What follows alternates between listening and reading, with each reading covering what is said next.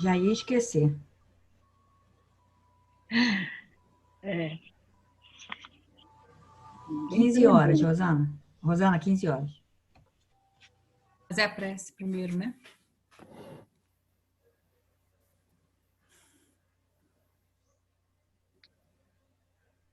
Deus, nosso Pai, Jesus, nosso Mestre, amigos do plano espiritual, agradecemos por mais essa oportunidade de estarmos aqui reunidos, por mais uma hora de estudos, e pedimos que nos envolvam, todos nós, iluminem nossos lares, nos acompanhem, nos iluminem e nos ajudem a refletir e compreender as lições que nos serão transmitidas hoje, que podemos estar atentos, conscientes e com vontade de aprender, sempre dispostos a nos melhorar, aproveitando tudo aquilo que aqui aprendemos. Agradecemos e damos início à nossa reunião de hoje. Graças a Deus.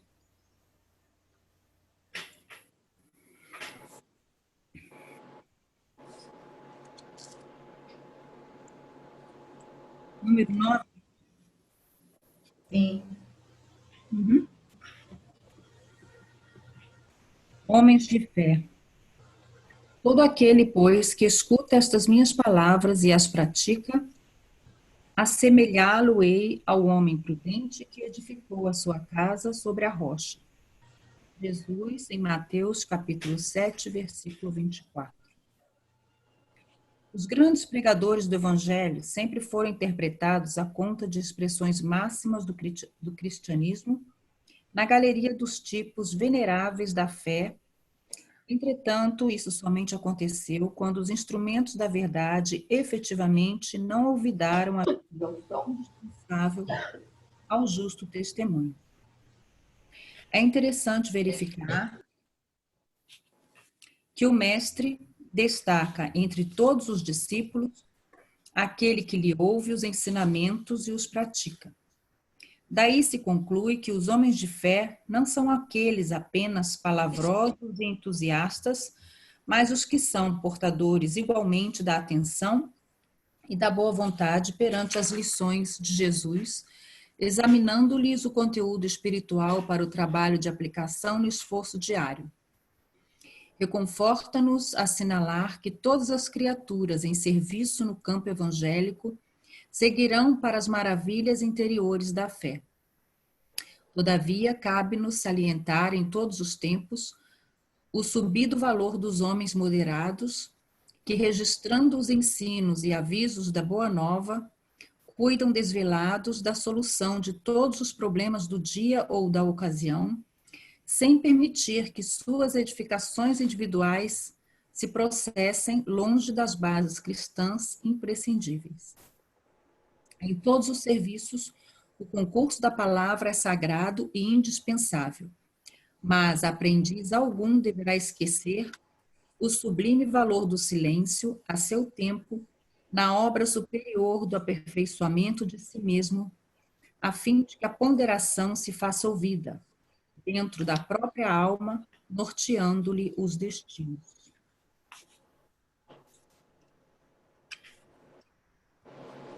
Pode comentar.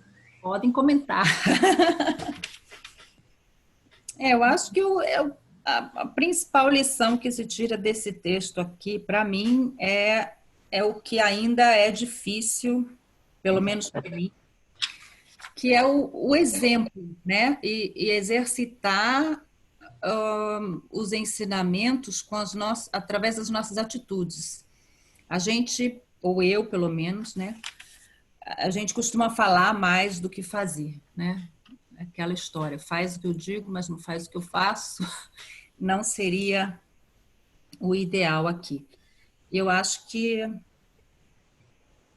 foi isso que eu mais É, que mais me chamou a atenção aqui, eu acho que é isso. Sandrinha quer ajudar a Rosana, colocando mais alguma coisa? Acredito que não, ela sintetizou tão bem, né? Praticar o que se ensina. E hoje, não sei se nós vamos chegar até o final do capítulo, né? Mas eu estava relendo e o plano espiritual tem assim colocado a página inicial totalmente ligada à síntese do que nós vamos ler na tarde. É impressionante como é que nós vamos ter em Estevão, né, o homem de fé. Ele vai aliar as duas coisas. Então, é um passo que nós temos, como a Rosana disse muito bem. A gente começa por buscar assim, essa evangelização em nós, né? Falando, ouvindo, lendo. A prática precisa seguir. Precisa seguir. Só que os espíritos têm nos dito que nós já estamos numa fase em que essa aplicação precisa ser mais concreta, né? Chega um momento que nós assim, espíritas. Então, não ficar nas palavras, porque eu acho que todos nós que optamos pela doutrina espírita de um modo geral, todos nós já tivemos em outras seitas, em outros credos, em outras encarnações, não é verdade? O texto não nos é estranho, diríamos assim, à alma. E agora a gente precisa aliar isso que estamos recordando em muitos casos, né, com aquilo que nós precisamos aplicar na nossa vida. Começando por nós. Reparem que ele fala do homem moderado, né? O moderado. No final ele fala do moderado. Eu acho muito interessante essa escolha do vocábulo de Emmanuel. O moderado. Ele procura, no dia a dia, aplicar. E eu acho que é essa a nossa vontade, né? De todos nós que estamos aqui, estudando Paulo Estevão. Eu acho que é essa a vontade que a gente tem. Engraçado que, quando eu li esse trecho, que ele fala na parte, né, que Jesus diz, assemelhá-lo-ei ao homem prudente que edificou a sua casa sobre a rocha, quer dizer, aquele que pratica os ensinamentos. E aí você vê que até as histórias infantis, se você for olhar lá a história dos três porquinhos, na realidade, elas tentam trazer para a criança exatamente isso. Aquela coisa que a gente não tem essa prudência, a gente não sabe, não quer construir, é a preguiça, a acomodação. A gente sabe o que tem que fazer, mas vai deixando para amanhã. E aí, quando vai ver, as dificuldades vêm e a pessoa não tem a estrutura necessária, né? A gente não vai enfrentar o lobo mal, mas vai enfrentar dificuldades que vão exigir da gente uma estrutura que não se constrói de uma hora para outra, que exige exercício. E como nós temos dificuldade, um exercício, digamos, contínuo, né? Que a gente acerta aqui, cai ali, cai mais do que acerta, né? Então, eu acho que a gente não deixou nenhuma leitura definida. Então, vamos, o pessoal que está aí, os voluntários para ler. A Pepita, eu só queria lembrar que eu fui buscar em Lucas também, que ele trata disso, desse versículo de Emmanuel de hoje.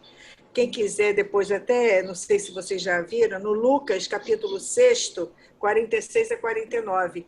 E na tradução que eu tenho aqui, sobre a rocha, ele fala sobre os alicerces. E eu acho que é bem atual, né, para a gente. Você precisa ter um alicerce. É isso mesmo. Muito bem lembrado. Então, nesses voluntários, eu sei que tem sempre pessoas que estão sempre querendo ler, que gostam, então. Quem que vamos começar? Começar a Verônica.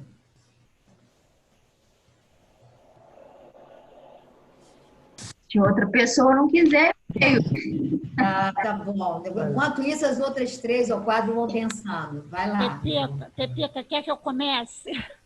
Ô, Laura, olha, ela disse, não me peçam nunca para ler, mas já que você quer, vamos lá, Laura, começa você. Olha, comentário eu não sei, mas vou começar tentando ler, Tá tá? ótimo, tá bom. A gente parou é porque as páginas são diferentes, né? É onde seria aquela parte, sim, Senhor, respondeu o rapaz. Obedecer-vos-ei em tudo, Senhor. Aí Sérgio lançou-lhe um olhar generoso e terminou. A minha página é 50. Não, Não, é sim, não, não é senhor. isso não. É sim, Senhor. Sim, senhor.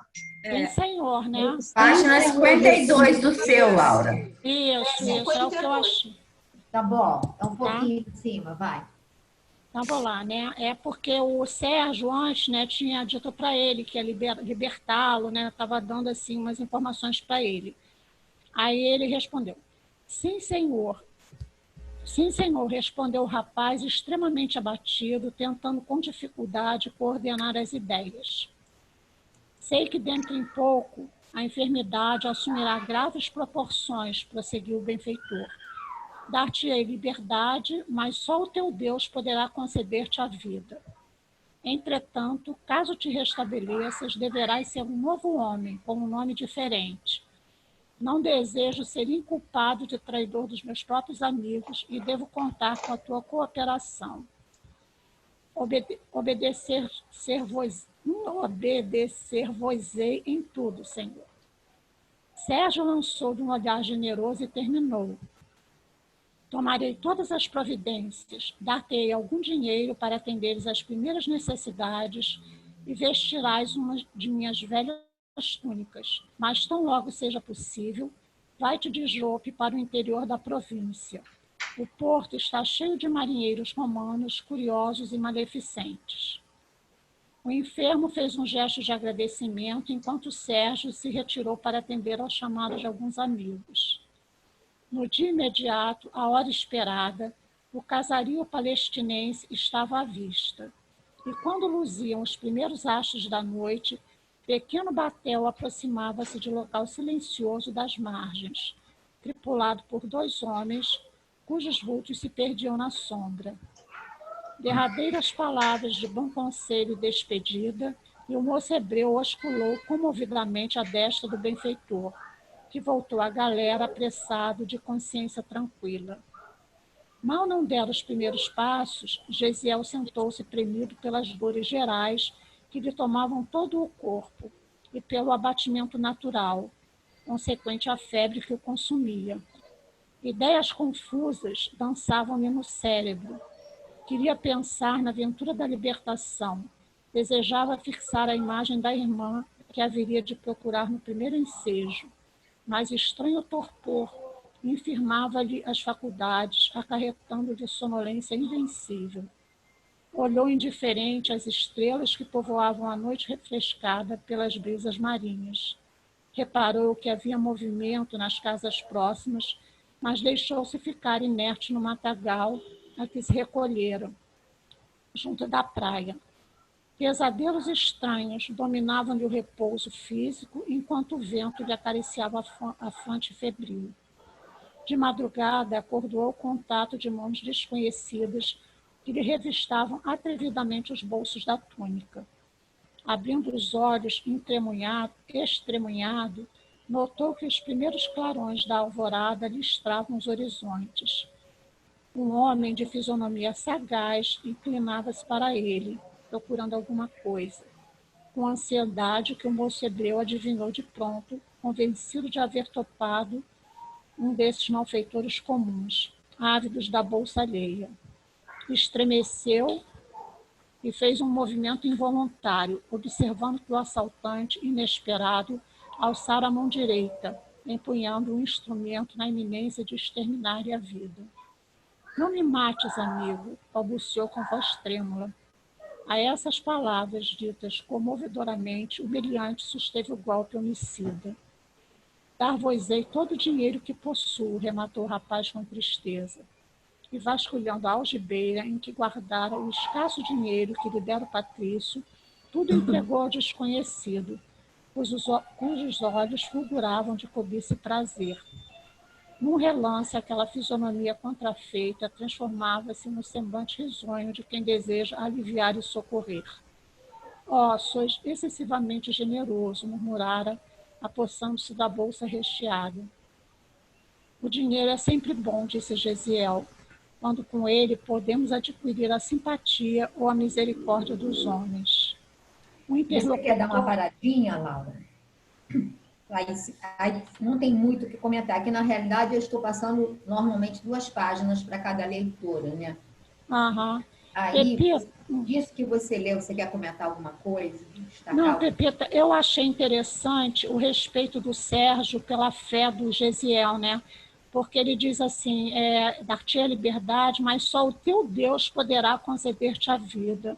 Eu achei legal essa abertura dele, né? Esse respeito à fé do outro, que era diferente da dele, né? E também o que chama a atenção da gente é a gratidão do Sérgio, né? A preocupação dele, né? Com o Gesiel, né? Querendo retribuir tudo que ele fez para ele, porque ele deve ter visto que se não fosse ele teria morrido, né? Ele não teria tido a atenção dos amigos, né? Foi isso que me chamou a atenção. E também eu acho que, de uma certa forma, a bondade do Gesiel, essa pessoa que estava roubando ele, ela conseguiu perceber a bondade dele. Eu sei que todo o interesse dele era a bolsa, era o dinheiro, entendeu? Mas alguma coisa no Gesiel deve ter tocado o coração dessa pessoa, né? Que depois ajudou ele, como a gente vai ver mais para frente. Eu Acho que a luz que ele possuía, né, acabava tocando as pessoas. Acho que é isso que eu gostaria de falar. Muito bem, Laura. Acho que você abordou bem, mas realmente a gente é como se o Gesiel fosse um embrulho, estivesse num embrulho que não condissesse com o conteúdo. Ele estava com uma túnica romana. A gente não pode esquecer que os romanos eram um símbolo do poder, da arrogância e do orgulho, né? O romano era símbolo do poder, da arrogância e do orgulho. E, no entanto, Gesiel, ele fala com uma extrema humildade, né? Primeiro, amigo, né? Não me mates, por favor, amigo, dar-te... A maneira como ele se coloca, como você falou, a bondade que ele externava, mexeu com o outro, né? Então, o outro ele não ficou só mudado, né? Ele ainda diz assim, o dinheiro é sempre bom, quando com ele podemos adquirir a simpatia e a misericórdia dos homens. E para ele, esse dinheiro teve essa única finalidade. E a gente vai ver, a gente pergunta assim, meu Deus, ele vai ficar assim um tostão, né? Na realidade, ele não precisava, ele só precisava do dinheiro exatamente para isso, né?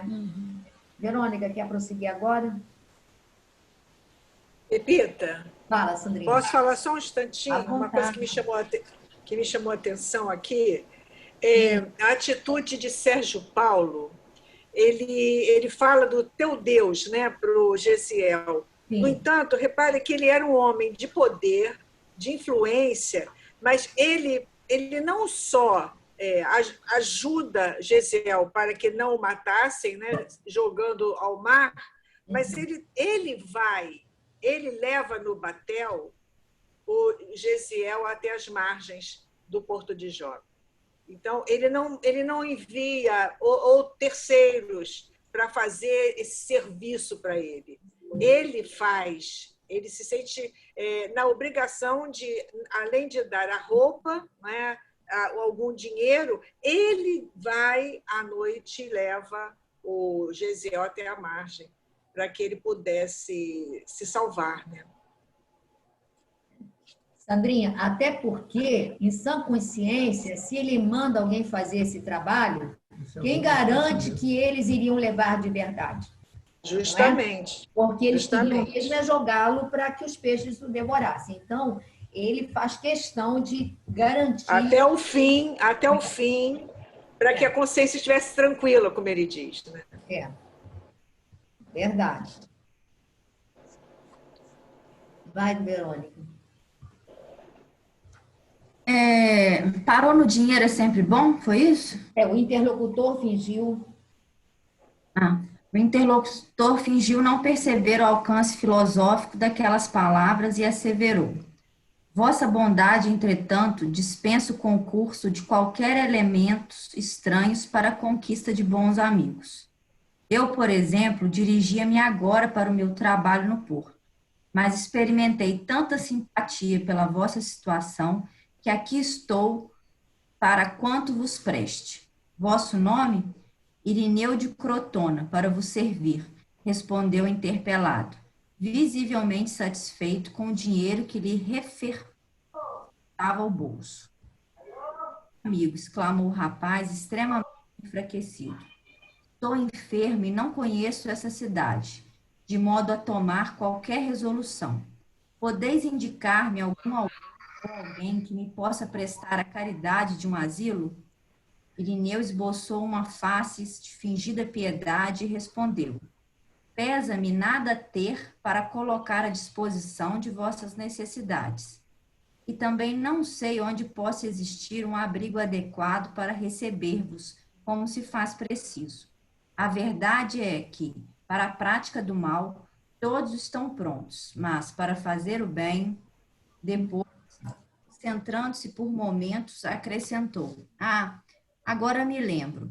Conheço umas pessoas que vos podem auxiliar. São os homens do caminho. Primitiva designação do cristianismo na nota. Mais algumas palavras, Irineu prontificou-se a conduzir ao conhecido mais próximo, amparando-lhe o corpo enfermo e vacilante. O sol caricioso da manhã começava a despertar a natureza com seus raios quentes e confortadores. Feita a reduzida caminhada por um atalho agreste, sustido pelo meliante arvorado em benfeitor, Gesiel parava à porta de uma casa de aparência humilde. Irineu entrou e de lá regressou com um homem idoso, de semblante agradável, que estendeu a mão cordialmente ao moço hebreu, dizendo: De onde vens, irmão? O rapaz admirou-se de tanta afabilidade e delicadeza, num homem a quem via pela primeira vez. Porque lhe dava o título familiar, reservado ao círculo mais íntimo dos que nasciam sob o mesmo teto? Por que me chamais irmão, se não me conheceis? Interrogou comovido. Mas o interpelado, renovando o sorriso generoso, acrescentava: Somos todos uma grande família em Cristo Jesus. Gesiel não compreendeu. Quem seria aquele Jesus?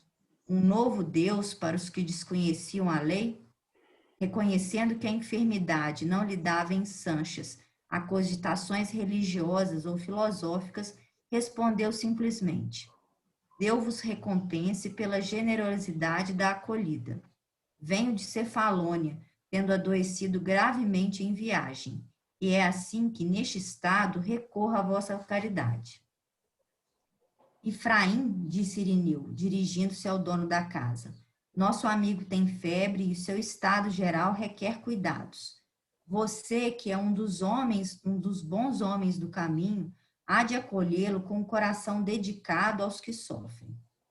Efraim aproximou-se mais do jovem enfermo e observou: Não é o primeiro doente de Cefalônia que o Cristo envia à minha porta. Ainda anteontem, outro aqui surgiu, com o corpo crivado de feridas de mau caráter. Aliás, conhecendo a gravidade do caso, pretendo logo, à tarde, levá-lo a Jerusalém. Mas é necessário ir tão longe? Perguntou Irineu, com certo espanto. Continuo ou dou uma paradinha?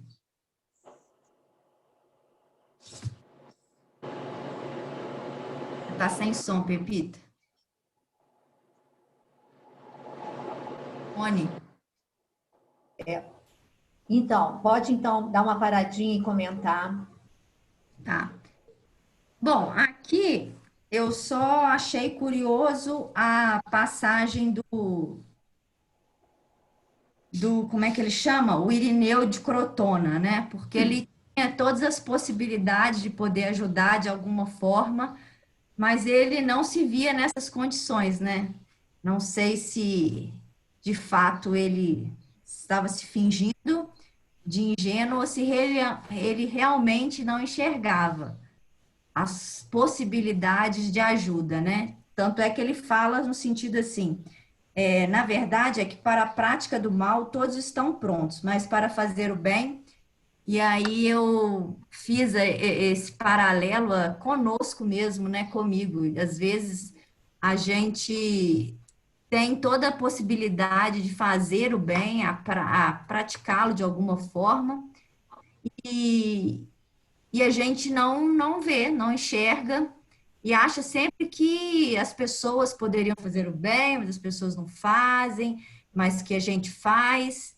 Aí eu pensei, quantos momentos que eu não sou também esse Irineu de Crotona, né? Que tem todas as possibilidades e fico inerte achando que os outros é que não estão fazendo bem e que eu estou fazendo bem. Detalhe é que ele, o próprio Emmanuel diz assim, é humilhante se arvorando em protetor de repente, né? E isso que você, esse paralelo que você fez é ótimo, é excelente, porque você, quando ele diz assim, estão todos prontos para fazer o mal e não para fazer o bem, e é exatamente isso que a gente faz o tempo todo, não é? Quando nós julgamos e criticamos, como você falou, achei ótimo o paralelo que você fez, o vínculo, achei realmente ótimo, né? E aí ele mesmo quando ele diz que não tem possibilidades, ele tinha acabado de tirar todo o dinheiro do outro. Ele ainda ele mesmo amparando achava que ele estava sendo... Tá bom, mas eu não posso, eu não tenho condições de te fazer nenhum bem, mas eu acabei de tirar tudo que você tinha, entendeu? Então, é aquela tal história, mas pelo menos ele fez o que precisava. Tudo que ele precisava era ser encaminhado para os homens do caminho, né? E vai, né? E aqui, eu acho que esse livro é excelente para que a gente vá fortalecendo a nossa fé de que à nossa frente, Deus, sabe, caminha, o Cristo caminha à nossa frente. Porque nós temos, assim, tanto medo o tempo todo, temos medo de um monte de coisas, temos medo de adoecer, temos medo que certas pessoas que a gente ama estejam em dificuldade ou passem por situações. A gente tem tantos medos e não confia, porque a gente não confia de verdade. Porque se a gente parar para olhar, Deus caminha à nossa frente. Tem uma passagem de Emmanuel que ele fala exatamente isso, que o Cristo está sempre à nossa frente, ele caminha à nossa frente. E eu acho que esse livro, ele é muito bom para que a gente, sabe, vá reforçando esse conceito, né? Pepita, eu vi assim que Deus se utiliza até mesmo dos homens maus, né? Porque ele foi para assaltar e roubar, mas ele também foi protegido porque Deus, a espiritualidade, utilizou aquele que ia fazer o mal para levar ele para os homens do caminho. Ou seja, apesar de ele ter roubado, apesar de ele ter quase matado, alguma coisa mudou nele. Ele falou, peraí, mas eu vou te levar a um lugar. Então, nesse momento, a gente sente a presença da mãe, eu senti a presença da mãe, da espiritualidade, de todo mundo. Ele disse, peraí, vamos utilizar, Deus usa até o mal para fazer o bem. Com certeza. Mais alguém? Senão a gente vai prosseguir. Quem levantou o dedo? Alguém levantou? O que eu acho também é a maneira que ele falou, né? Tem um livro que eu gosto muito, que não é nem espírita, nem religioso, que é o Comunicação Não Violenta, que mostra exatamente isso, né? A maneira da gente falar modifica a atitude do outro, né? Eu acho que o jeito que ele falou tocou o coração do outro que estava ali realmente pouco se importando com ele, né?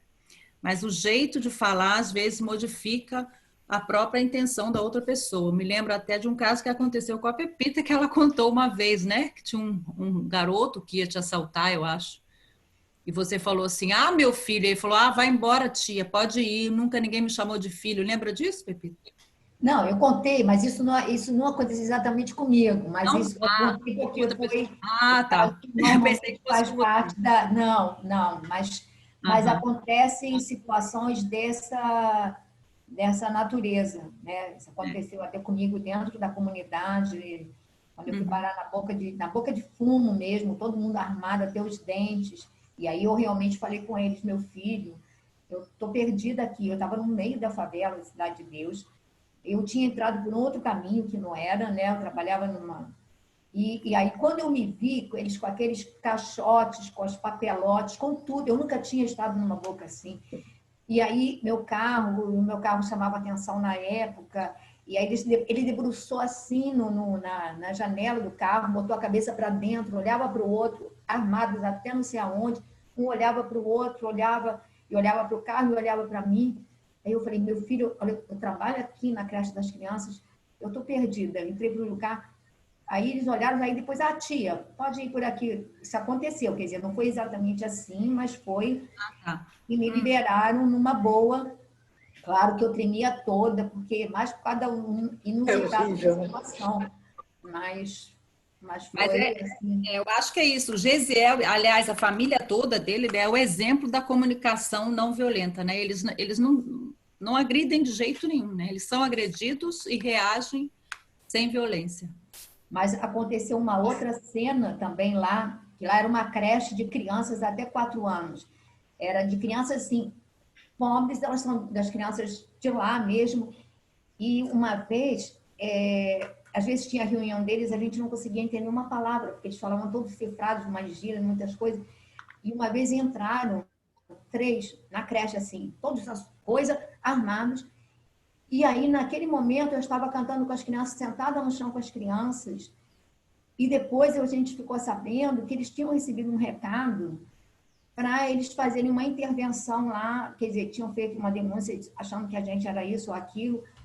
E aí depois, quando eles viram as crianças, eu sentada, e normalmente sempre tinha alguma criança sentada no meu colo, eles ficaram assim, mas, gente, ali eu vi eles sendo paralisados pela espiritualidade, porque eles ficaram assim, paralisados, quer dizer, não fui eu que entrei em choque, eles é que entraram em choque e saíram e não aconteceu nada. Então, isso acontece, a espiritualidade, ela atua realmente, atua. Mas quem vai continuar com a leitura? Sandrinha também adora ler, Sandrinha. Pode ler, Sandra. Eu me perdi aqui. Parou, mas é necessário ir tão longe? É esse aí? É 63? Estamos... Isso mesmo. Somente lá, exatamente, somente lá temos maior número de cooperadores. Tá. Somente lá temos maior número de cooperadores, esclareceu com humildade. Ouvindo o que diziam e considerando a necessidade de ausentar-se do porto, em obediência às recomendações do patrício, que se lhe mostrara tão amigo, restituindo a liberdade, Gesiel dirigiu-se a Efraim no apelo humilde e triste. Por quem sois? Levai-me para Jerusalém convosco, por piedade. O interpelado, evidenciando natural bondade, anuiu sem maior estranheza. Irás comigo. Abandonado por Irineu aos cuidados de Efraim, o doente recebeu carinhos de um verdadeiro amigo. Não fosse a febre, teria travado com o irmão um conhecimento mais íntimo, procurando conhecer minuciosamente os nobres princípios que o levaram a estender-lhe a mão protetora. Contudo, mal conseguiu manter-se de pensamento vigilante sobre si mesmo, a fim de elucidar as suas interrogações carinhosas, medicando-se convenientemente. Ao crepúsculo, aproveitando a frescura da noite, uma carroça cuidadosamente velada por um toldo de pano barato saía de Jope com destino a Jerusalém. Caminhando cuidadoso para não esfalfar a pobre Alimária, Efraim transportava os 2 enfermos à cidade próxima, buscando os recursos indispensáveis. Descansando aqui e ali, somente na manhã seguinte o veículo parou à porta de um casarão de grandes proporções, aliás, paupérrimo em sua feição exterior. Um rapaz de semblante alegre veio atender ao recém-vindo, que o interpelou com intimidade. Urias, poderás dizer-me se Simão Pedro está? Está sim. Poderás chamá-lo em meu nome? Vou já. Acompanhado de Tiago, irmão de Levi, Simão apareceu e recebeu o visitante com efusivas demonstrações de carinho. Efraim esclareceu o motivo da sua presença. 2 desamparados do mundo requeriam auxílio urgente. Mas é quase impossível, atalhou Tiago. Estamos com 49 doentes acamados. Pedro esboçou um sorriso generoso e obtemperou. Ora, Tiago, se estivéssemos pescando, seria justo nos eximíssemos desse ou daquele dever que exorbitasse a esfera das obrigações inadiáveis de cada dia, junto da família, cuja organização vem de Deus. Mas agora o mestre nos legou o trabalho de assistência a todos os seus filhos no sofrimento. Presentemente, nosso tempo se destina a isso. Vejamos, pois, o que é possível fazer. E o bondoso apóstolo adiantou-se para acolher os dois infelizes.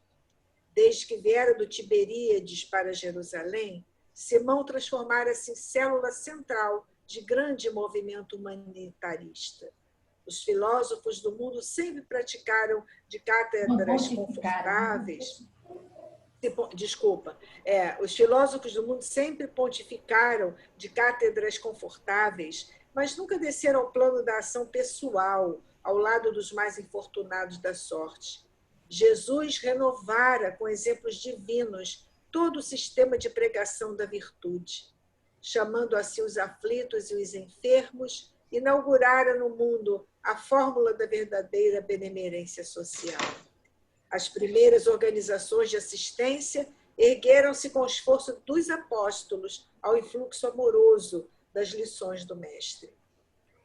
Era por esse motivo que a residência de Pedro, doação de vários amigos do caminho, regurgitava de enfermos e desvalidos sem esperança.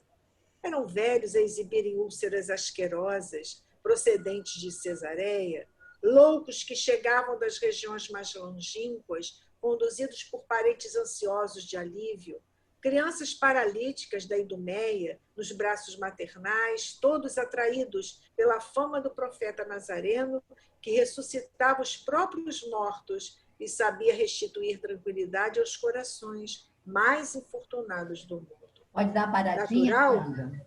Pode. É aqui? Pode parar aí e comentar. Tem muita coisa para comentar.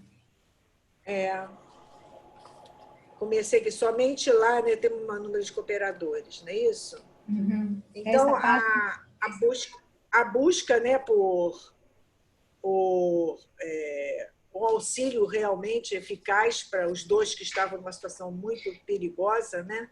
E aí, na página 64, nós vamos entrar em contato com a ação, né, de Simão Pedro, e ele vinha acompanhado do irmão de Levi, né, de Mateus, que é Tiago.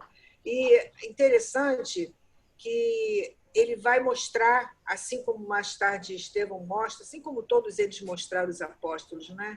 Ele estava ali para aplicar totalmente, não só aos dele, mas a todos, os desvalidos, os aflitos, né? Aquilo que Jesus ensinara. E aí me veio muito o Sermão do Monte, não é?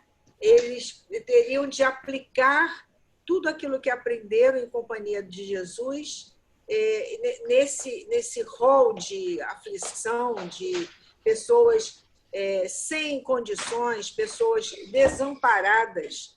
E nós vamos ver que eles eram não só aqueles desamparados em termos financeiros, mas quando chega a doença, né? Me lembrei disso quando ele fala, quando chega a doença, muitas vezes aquele que é até aquinhoado de dinheiro, de condições, ele muitas vezes é relegado a um canto, a família muitas vezes não quer dar a devida atenção. Ele fala aqui justamente de vários que antes eram pessoas respeitadas na sociedade, e hoje, eu falando assim da nossa vida atual, né, da nossa realidade, fiquei muito triste ao saber de uma professora amiga nossa de muitos anos, uma pessoa boníssima, e que não sabemos nem se já desencarnou. Uma amiga de trabalho me contou que o sobrinho, depois que ela deixou os bens, porque ela era filha de militar e professora, ganhava muito bem, né? Sozinha, não casou. Simplesmente o sobrinho pegou tudo dela e até não permitia que ela falasse com nenhum de nós, os amigos dela que antes ela curtia tanto, os ex-alunos, que achei lindíssimo ela dizer que até hoje, ex-alunos dela, olha como ela é amada, né? Ficam procurando por ela e não a encontram. E um deles conseguiu o telefone desse tal sobrinho e ele sempre diz que ela está bem. Isso já foi há algum tempo. Então, essa minha colega de trabalho disse, já foi há algum tempo que ele recebeu essa orientação. E eu fiquei lembrando disso aqui, né? A pessoa pode ter tudo, mas, ao mesmo tempo, ela é relegada. E aqui, que eu achei muito interessante também, vamos dizer, a apresentação de Pedro, de Simão Pedro, a todos nós, como a célula central do cristianismo, né? Tu és pedra, não foi à toa que Jesus disse, né? Pedro, então, tu és pedra. E ele, sendo a sustentação desse edifício maior do cristianismo, ele associava o conhecimento, dotado de todas as mediunidades, como nós sabemos, ele fazia essa benemerência social. E também a doação dos amigos para que Pedro morasse numa casa bem modesta, né? Ele sai do Tiberíades para atender o Cristo, para atender ao chamado daquela missão que ele trazia junto dos seus companheiros, né? Mais ou menos é isso que me fica. 19 minutos, hein? Eu vou Faltam fazer 19. uma colocação que eu achei interessante. Primeiro, no acolhimento nessa casa, que hoje a gente poderia dizer a casa do caminho, as nossas casas espíritas seriam casas do caminho, né, talvez. Uhum. Aí diz assim, um rapaz de semblante alegre, então você vem ser atendido pela pessoa, né, de semblante alegre. Depois, eu fiz aqui uma associação, não sei se procede, mas entre Pedro, coração, Pedro era caridade, Pedro, coração. E nós temos também o Tiago, que era as normas, que era a razão, né? Era a razão. Tudo é dentro da coisa. Então, a gente vê isso também hoje nas nossas casas. Às vezes, a pessoa que vai para acolher, e você vê que aquela pessoa que é toda a razão, que é toda... Ela tem um monte de ponderações, que não pode, porque isso, que tem que ver... Tem um monte cria um monte de obstáculos para que a pessoa que é coração, que de repente enxerga mais longe, porque é preciso ser coração para poder ver a alma do outro. Se a gente for só a razão, né? Claro que você tem que usar a razão, claro que você tem que usar, mas também essa predisposição o que eu quero dizer é a predisposição para o acolhimento. Quando que a razão normalmente é fria, e normalmente ela cria o obstáculo, ela obstaculiza, não sai a palavra. Então, aqui eu vi essa ação, e pode reparar o que acontece. Quem foi chamado à porta? Pedro, coração. Claro que Tiago, que era todo cheio de norminhas, sabia quem era Pedro. Então, automaticamente, o que ele faz? Ele vai atrás vigiando. E isso a gente vê também, muitas vezes, nas nossas casas espíritas. A pessoa vai agir, mas o outro está lá tomando conta, para ver se está dentro dos conformes, para ver se está assim. E a gente tem que ver se a gente não muitas vezes, a gente não se vê nesse dualismo, que é razão e coração, afeto e frieza. Porque que a gente tem que ter parâmetros, que a gente tem que também usar a razão, claro que tem, senão a gente estaria perdido. Mas essa razão, ela tem que estar embrulhadinha, não é? Numa camada de afetividade, de coisa. Eu não estou dizendo que eu seja esse coração, não estou dizendo nada disso.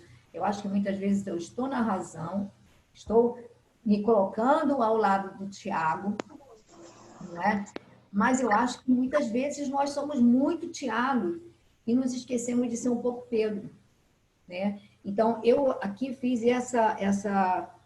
essa comparação e essa coisa de que quando a pessoa tem esse afeto, aquela tal história, sempre cabe mais um. Gente, sempre cabe mais um, né? Sempre é possível fazer mais alguma coisa. E às vezes a gente já corta. Então, como é que está nosso tempo? Hã? 15 minutos. Tá, aquela você falou 4 minutos, aí eu fiquei... 14 que eu tinha falado. Ah, tá. 14 ou 15, Salazar. Bom, então dá para alguém mais ler um pouquinho. Quem gostaria? Queria falar só um Tá. quando eu li isso, me marcou bastante, foi que ele fala ali que, né, vários filósofos antes de Cristo já traziam essa mensagem, né, de amor, ensinavam nas cátedras, o próprio Sócrates, com os ensinamentos todos de Platão, como ministros precursores do Cristo, que a gente sabe, mas ficou para mim que nasceu ali naquele momento, que hoje para a gente é até muito comum, a caridade, a benemerência, assim, de ajudar, porque até então não existia. Ninguém tinha a ideia de ter um asilo, uma casa, uma creche ou um hospital que pudesse atender os enfermos. Até as pessoas bem abastadas ficavam doentes e eram levadas lá para o Vale dos Leprosos para que lá ficassem e para que lá morressem. Então não tinha essa visão e somente ali naquele momento, com o exemplo de Jesus, né, que veio para os enfermos, veio na prática mostrar o que era caridade, que surgiu na humanidade, para a humanidade, o que era realmente a caridade, que até então só se falava. E ali que se instituiu, digamos assim, o que hoje nós vemos nas casas espíritas, e não só espíritas, né, mas diversas instituições. Repara, você falou uma coisa que é importante. Repara, Pedro cansou de receber, eles recebiam leprosos. Gente, leprosos, ainda mais naquela época, era muito pior do que Covid, gente. Era muito pior do que Covid. E Era hoje está todo mundo na toca. Era todo mundo contagioso e os cristãos iam lá, né, para orar, para dar paz, acolhiam os leprosos. O próprio Estevão, ninguém sabe se é lepra ou se não é. Ele está com o corpo em chagas, né, de mau aspecto. O pobrezinho do cristão já pegou 2 assim, o outro estava também com o corpo. Então, veja bem, hoje a gente faria o quê? Mandaria para onde? Porque se a gente se isola totalmente diante de um Covid, não é? Como faríamos? Entendeu? Então, essa fé é que está faltando aos cristãos de hoje. Essa fé sabe? Porque às vezes a gente se pergunta, gente, se a gente se recolhe e entra na toca, aonde Vai as auxiliar. pessoas vai buscar? Né? Verdade. Né? Então, isso é para a gente refletir a nossa postura. Aquilo, o que o Estevão estava, a gente hoje está lendo o livro aqui confortavelmente, mas ele poderia ser um leproso. Leproso, como a Sandra mesmo falou, como você falou, era a pessoa da família, mas para não contaminar o resto, você amava aquele filho, mas você colocava o filho no vale, largado no vale. Você colocava o familiar abandonado, porque aquela lepra era pior que qualquer Covid. Aí os cristãos de verdade, acolhiam os leprosos. E nós fazemos o quê? É só para a gente pensar. Não quero... Só para a gente pensar. Quem vai querer ler mais um pedacinho? Está acabando. Faltam 10 minutos, hein? Magali está muito tristinha lá. Magali, lê um pouquinho. Faltam 10 minutos. Tá. Só 5 minutinhos, Magali, para ler, para fazer a prece. 5 não, 8 minutos para você ler, vai. Pronto. 5. Bom. Agora me fala aí qual é o parágrafo que eu me perdi agora. Natural era. Ah, sim. natural era que nem todos se curassem, o que obrigava o velho pescador a agasalhar consigo todos os necessitados, com o carinho de um pai. Recolhendo-se ali com a família, era auxiliado particularmente por Tiago, filho de Alfeu, e por João, mas em breve Filipe e suas filhas instalavam-se igualmente em Jerusalém, cooperando no grande esforço fraternal. Tamanho movimento de necessitados de toda sorte, que há muito Simão não mais podia entregar-se a outro mister no que concerne a pregação da boa nova do reino.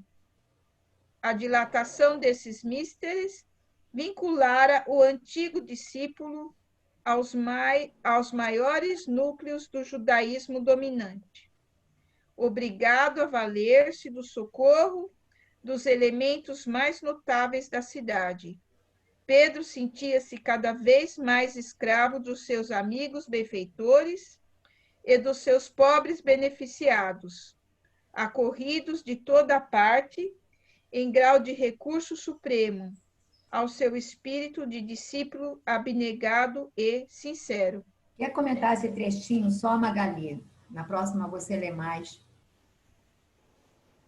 Eu acho que aqui nem sei, assim, todo mundo ali estava numa fraternidade total, né? Todo mundo ia chegando, ajudando, acho que só posso falar o que eu sinto que foi uma coisa maravilhosa, que a gente não faz mesmo, nem com o Covid, nem uma gripe, tem gente que tem medo de até pegar um resfriado, né?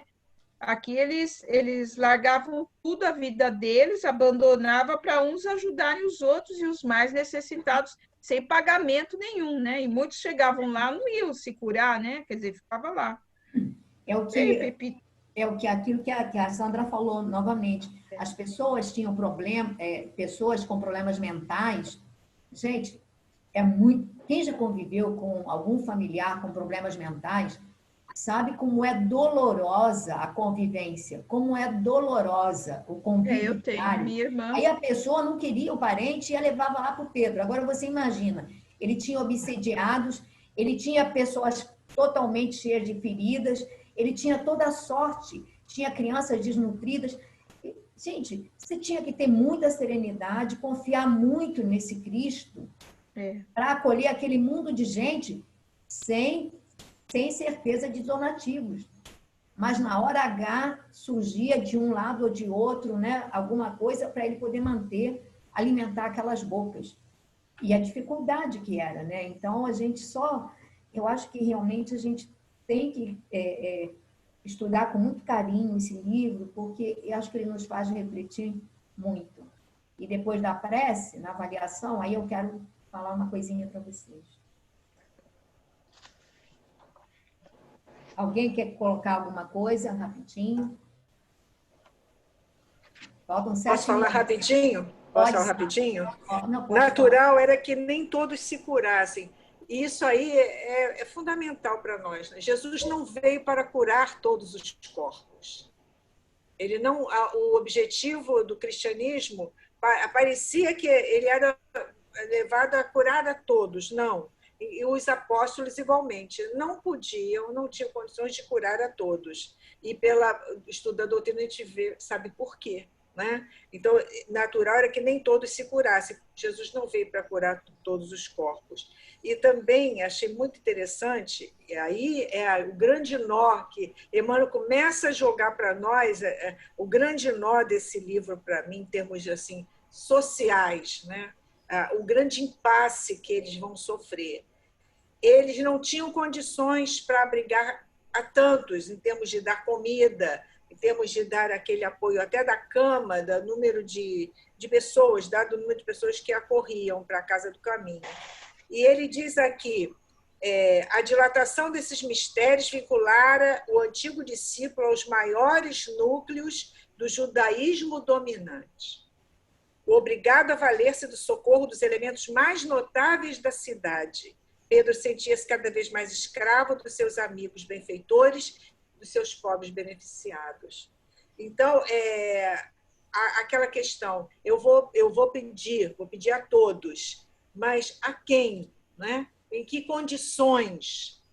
E nós vamos ver que essa decisão de Pedro, até o final, nós sabemos, né, como é importante. Mas outros caíram nessa armadilha, vamos dizer assim, entre aspas. Né?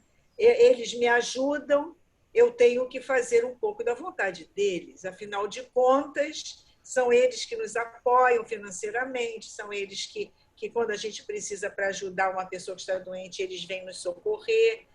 Enfim, essa parte da benemerência social tem que ter muito cuidado. Né?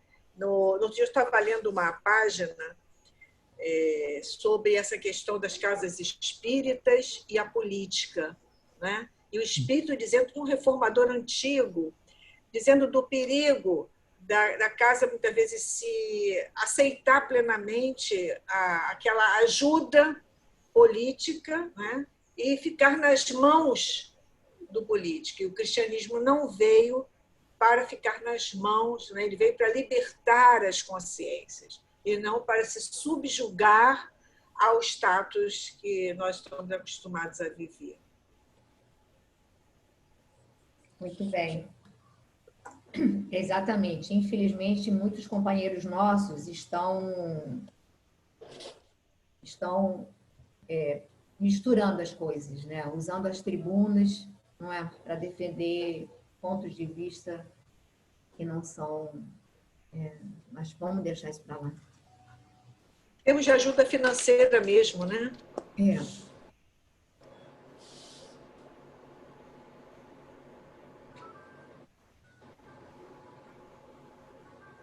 Gente, vamos aproveitar esse momento, assim, entregando o nosso coração, na certeza de que irmãos nossos se encontram à nossa frente,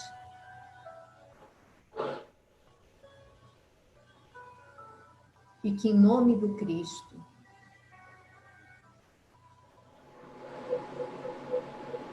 supervisionam esse trabalho tão despretensioso, mas que nós sabemos, Senhor, que ele tem eco e que a espiritualidade aproveita cada brecha, cada oportunidade para nos socorrer, para nos auxiliar. Então, nesse momento, Mestre querido, nós pedimos pelo lar de cada um individualmente, pelo lar da nossa irmã Sandra, da sua família, pelo lar do nosso irmão Antônio, Ana, dos seus familiares, pelo lar da nossa irmã Babi, pela sua saúde, pela sua família. Pedimos pelo lar da nossa irmãzinha Rosinelli, pela sua mãe enferma, pelos seus familiares. Pedimos pela nossa irmã Rosana, pelo Udo, pela Lara, por todo o seu grupo familiar. Pedimos pelo Emilson, Deise, pelo lar deles, dos seus filhos, para que a paz, para que a harmonia estejam aí sempre presentes. Pedimos pelo lar da nossa irmã Verônica, uma filha que chega de longe. Jesus envolve seu lar, envolve seu coração, envolve seus familiares. Pedimos pela nossa irmã Laura, pela sua família, pelos seus amigos, pelos seus filhos, pela nossa irmã Lúcia, pelo lar dos seus filhos. Dá muita calma a esses corações, Senhor. Aquieta as ansiedades. Pedimos pelo lar da nossa irmã Edith, para que a abençoeis, para que a ampareis, a fortaleçais e a todos os seus. Pedimos pela nossa irmãzinha Magali, pelo Matias, pela sua filha, pelo seu lar. Mas pedimos também pelo lar da nossa irmã Glória, da nossa irmã Gracinha, do nosso irmão Olair. Pedimos também por este lar, Jesus, pelo larzinho da Fernanda, da Dinorá, da Andréia. Abençoa-nos, Senhor. Aquieta-nos o coração. Remove, Senhor, os pensamentos sombrios. Remove, Senhor, as conexões sombrias. Ajuda-nos para que possamos sintonizar com a luz, fortalecer a esperança, o ânimo, a coragem para a luta. Fortalece-nos, Senhor, e ensina-nos a ser mansos e pacíficos, benevolentes e amorosos. Ensina-nos a ouvir e a calar, a falar com moderação, a perdoar acima de tudo. E a todos os espíritos que nos envolvem neste momento, a nossa profunda gratidão. Muito gratos. Muito gratos, Senhor. Que assim seja.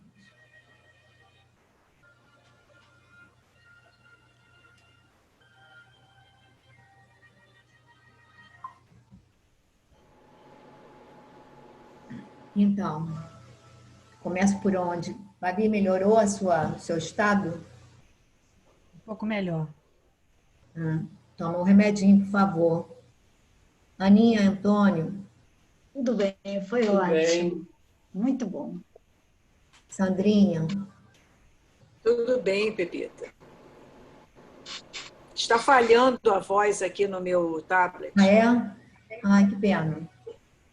Mas eu acho que deve ser aí, porque aqui tá, não sei. Eu acho que é aqui. Da outra vez também eu senti. Rose.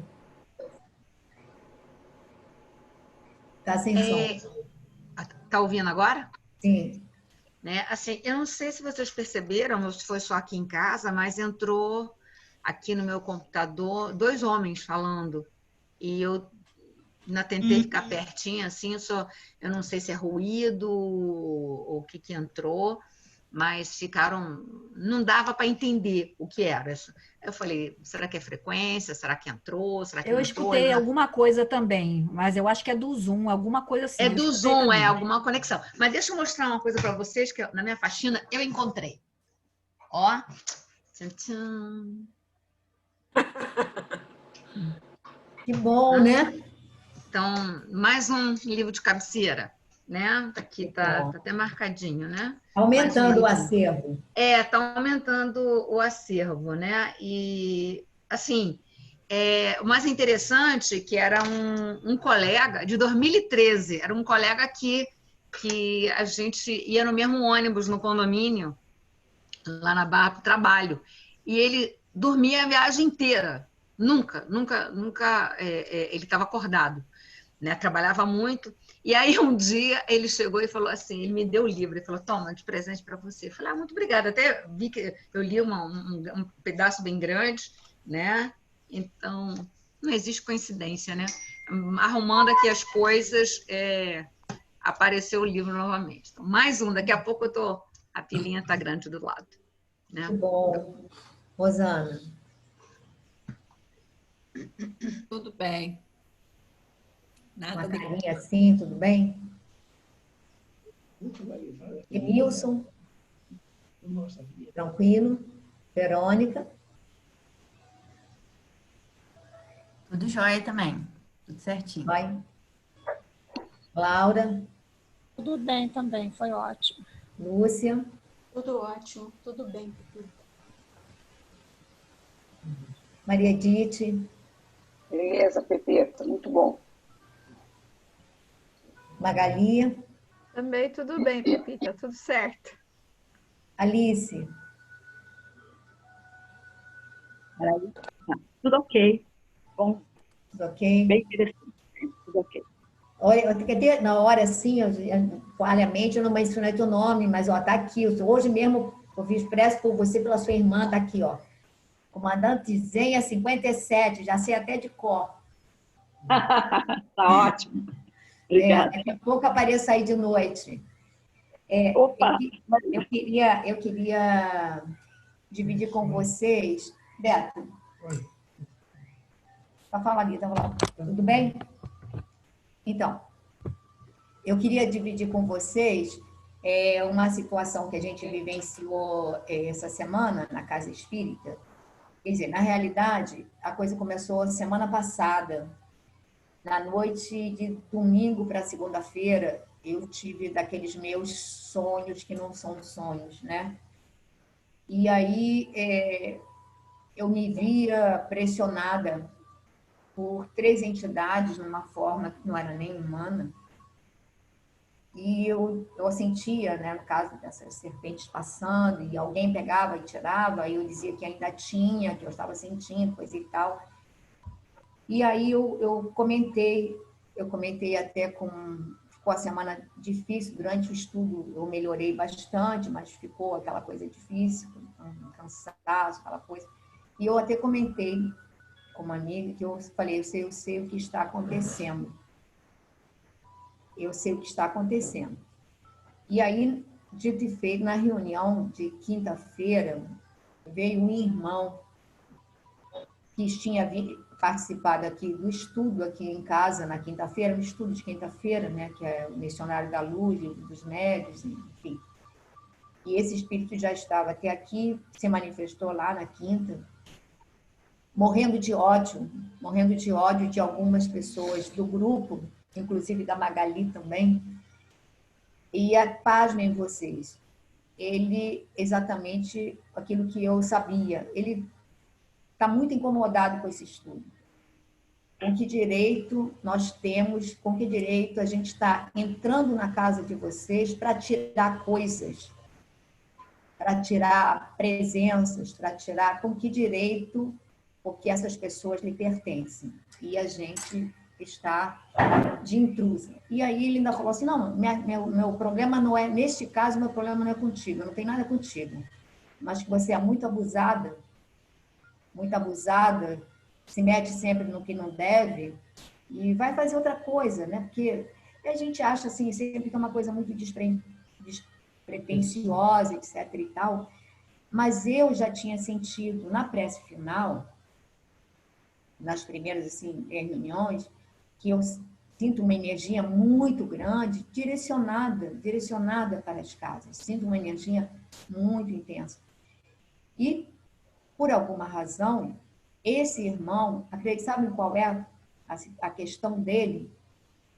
Ele foi jogado às jaulas dos leões, acusado de cristão por alguns, né, de nós, quando nós sabíamos que ele não era cristão, porque na realidade ele era uma seca que fazia os serviços sujos e ele funcionava como espião no movimento cristão para poder dar os passos, onde seriam as reuniões, onde seria não sei o quê, para que depois eles viessem e acabavam sempre prendendo, fazendo aquelas coisas que vocês sabem, né? Aquelas maravilhas.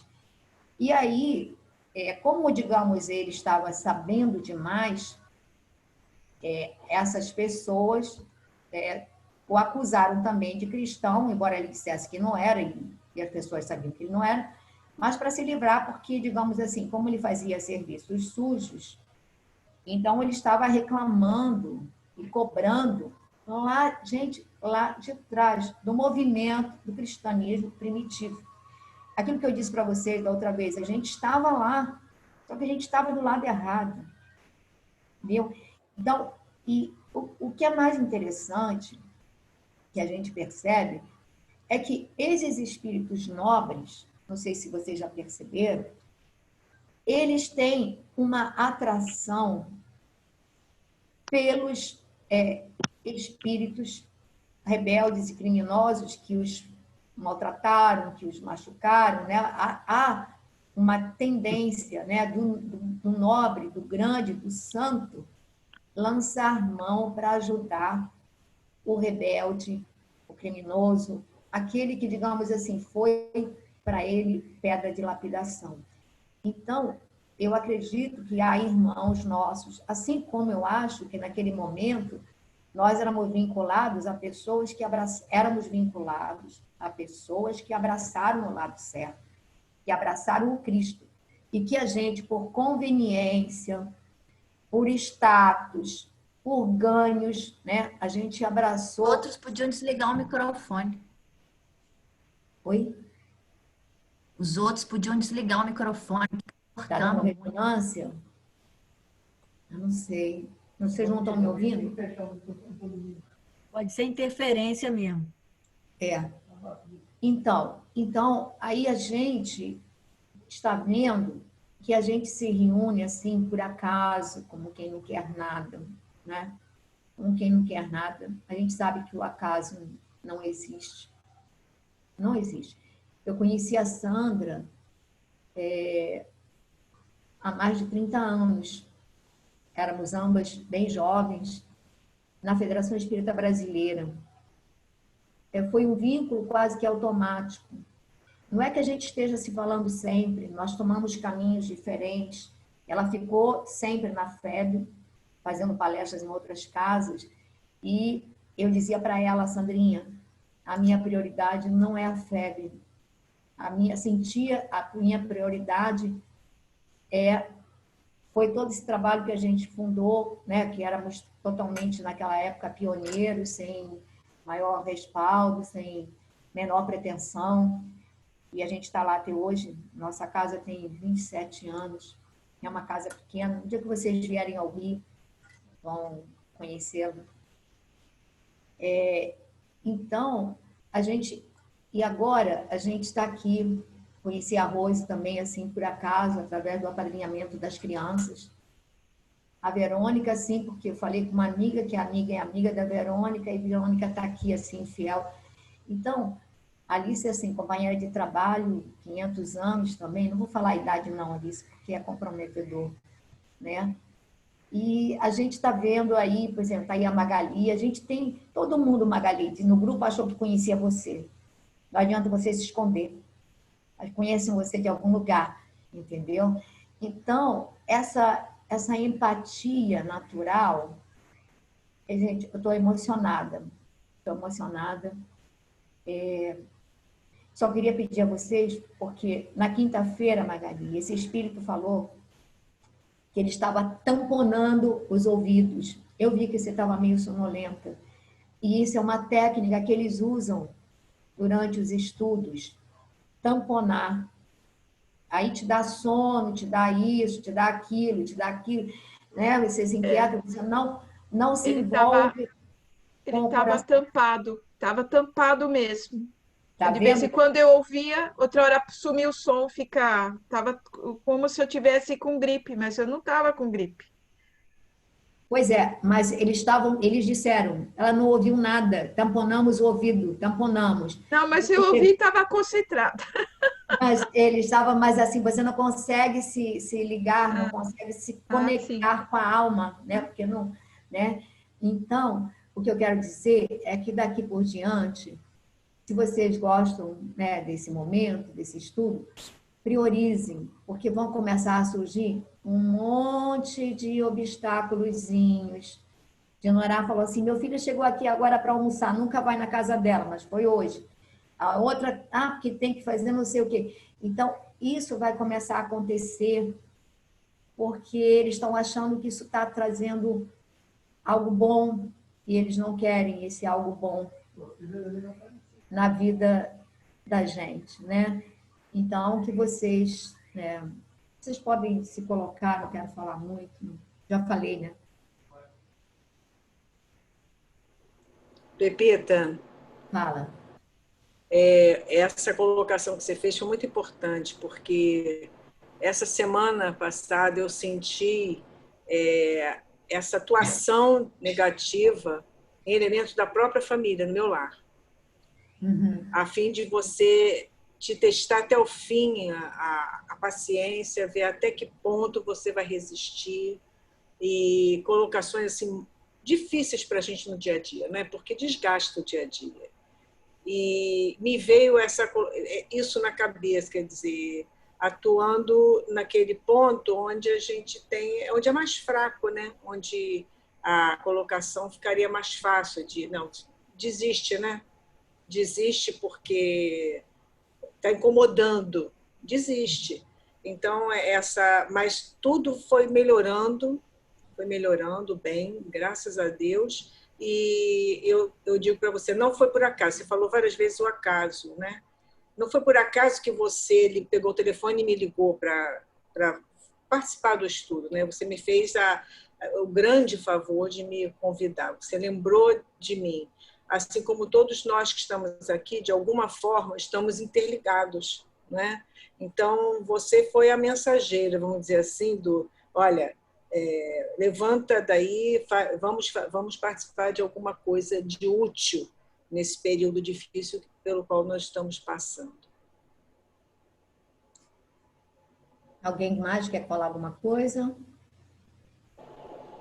Quero só comentar o que aconteceu aqui, né, no nosso grupo daqui, que a gente começou há mais de 10 anos, foi crescendo até, aos poucos foram aparecendo pessoas novas, e depois começou a diminuir, e as pessoas cada hora tinham também uma desculpa. Acontecia comigo também, deu, né, ou ter briga com a minha filha em casa exatamente nesse dia, ou ter problemas exatamente nesse dia para resolver, e aos poucos as outras pessoas foram se afastando, né? Uma acabou ficando totalmente descrente, dizendo que a gente pode ter uma espiritualidade sem falar em Jesus, que isso é fanatismo, e ela foi uma das que mais estudou na época e que estava totalmente empolgada, né?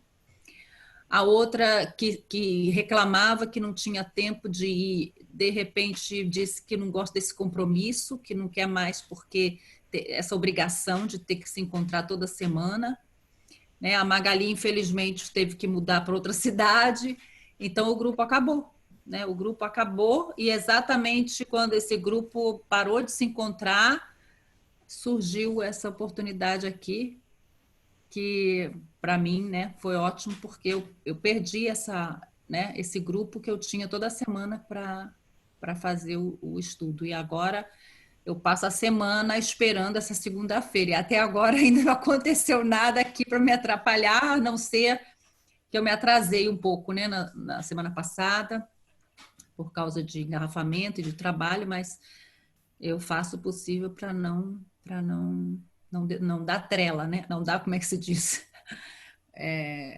Chance, né? Para os imprevistos. Mas... É porque esses nossos irmãos, eles nos conhecem profundamente, não é? E eles sabem como nos alfinetar, sabem como nos paralisar. Então, é muito importante que a gente tenha um pouco de fé e, assim, perseverança. A questão é perseverança. Ah, mas hoje o estudo não foi muito bom. Tá, mas aí na próxima semana pode ser bom, porque todos nós podemos melhorar, e todos nós temos aquele dia que não estamos muito bem. Então, é importante, que eu quero dizer para vocês, só se atira pedras na árvore que de alguma maneira está prometendo dar frutos. Senão você não vai atirar. Então, é só para vocês ficarem atentos que esse grupo ele deveria acontecer, né? Eu acho. Aconteceu. E que aí a gente tem que ficar realmente vigilante, vigilante. Porque a espiritualidade, eu digo sempre, a espiritualidade precisa de espaço para atuar. Então, é o helicóptero que tem que descer, mas tem que ter um lugar possível para ele aterrissar. Então, se a nossa cabeça está atulhada de 1000 preocupações, 1000 não sei o quê, não, você nunca tem tempo para nada, como é que você vai ter tempo para você se conectar com essa coisa?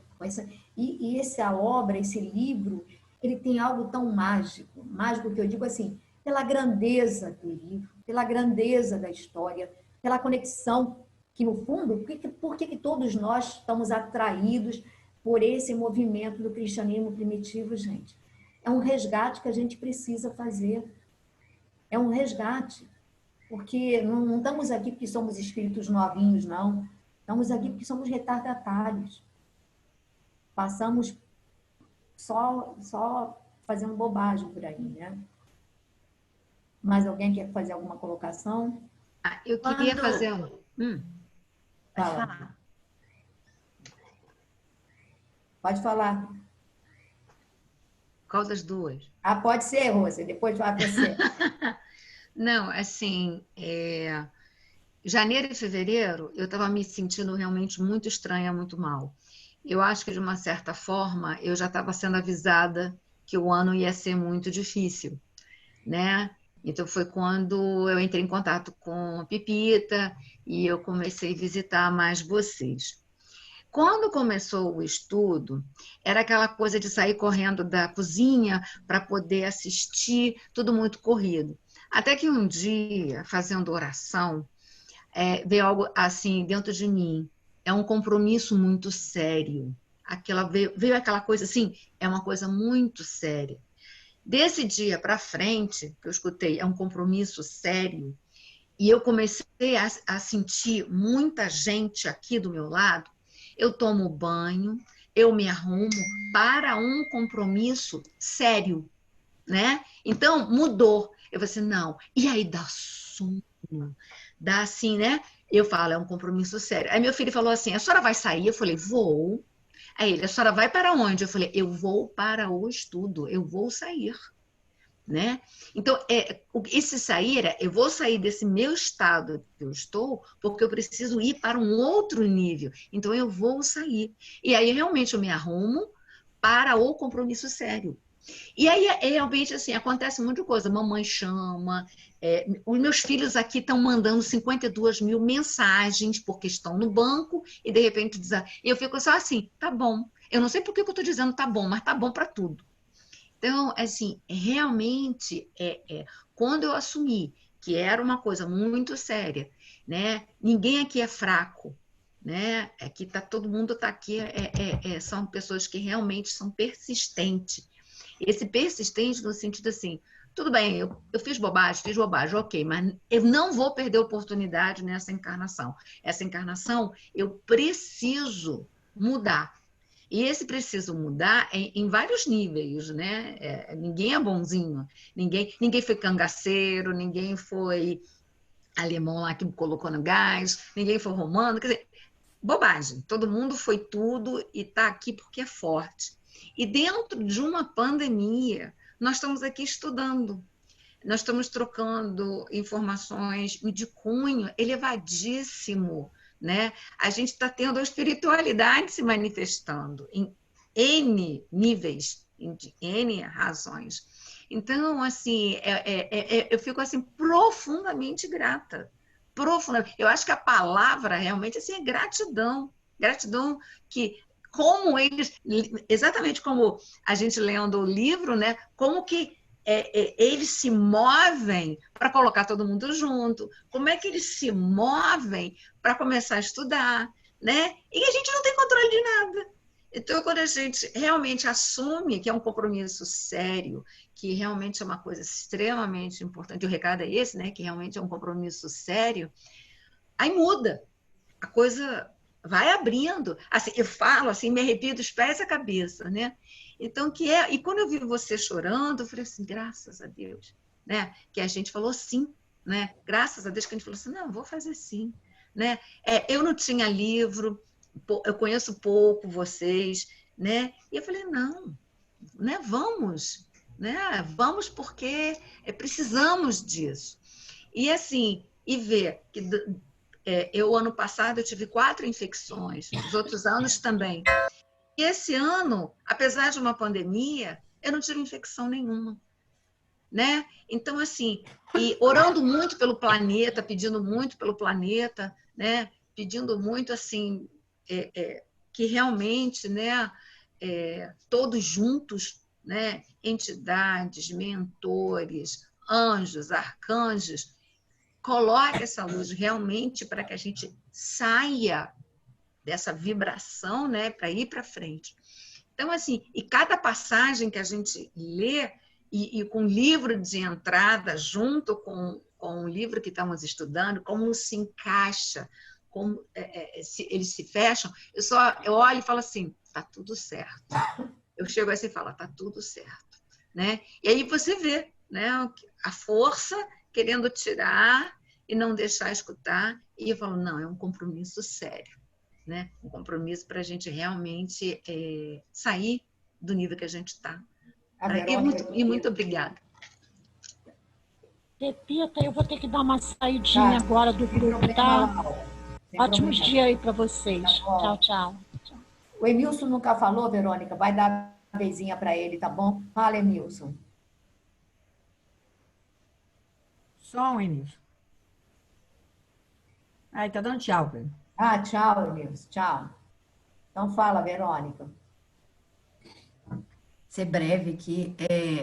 Não só que você está contando, narrando esse fato aí que aconteceu com você, e aí eu fiz um gancho com a leitura do Pai Nosso de hoje, que falava basicamente a respeito das obras, né?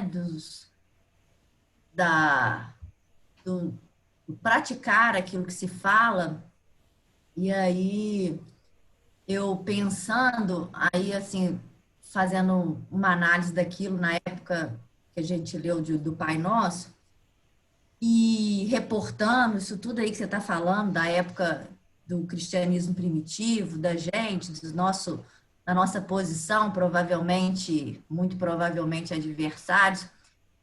E eu me perguntei aqui se hoje somos cristãos, né?